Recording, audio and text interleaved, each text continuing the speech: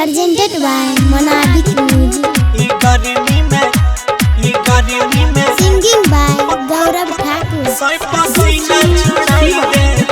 DJ Sri Digital Audio Recording Studio Bihariganj.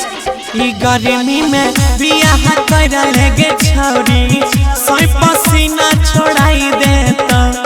गर्मी में बियाह करल गे छौरिया सोई पसीना छोड़ाई देता। सोई पसीना छोड़ाई देता, लभ के सुइया धराई देता।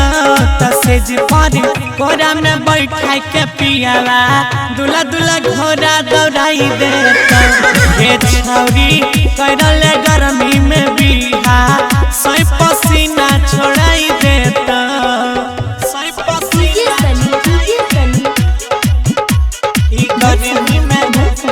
गर्मी में सोई पसीना छोड़ाई देता।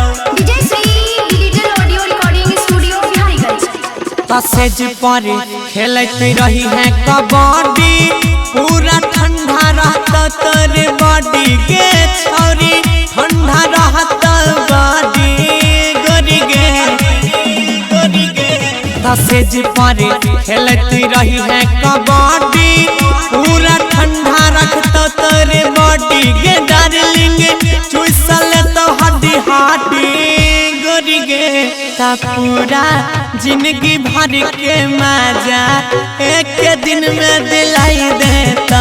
गे छौरी करल गर्मी में बिहा सोई पसीना छोड़ाई देता।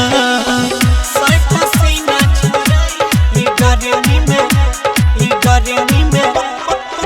सोई पसीना छोड़ाई देता। DJ Sri Digital Audio Recording Studio Bihariganj.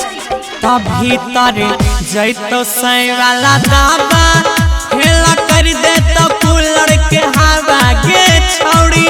हेला है तो सब हवा ले गए। तब भीतर जैतो सै वाला दाबा हेला कर दे तो कूलर के हवा गे रानी। हेला है तो सब हवा सुन ले। प्यार के खेला में गौरव आ जाए तोरा रोजे हराई देता। करले अंकित राकेश से बिहा दूल्हा दूल्हा घोड़ा दौड़ाई देता।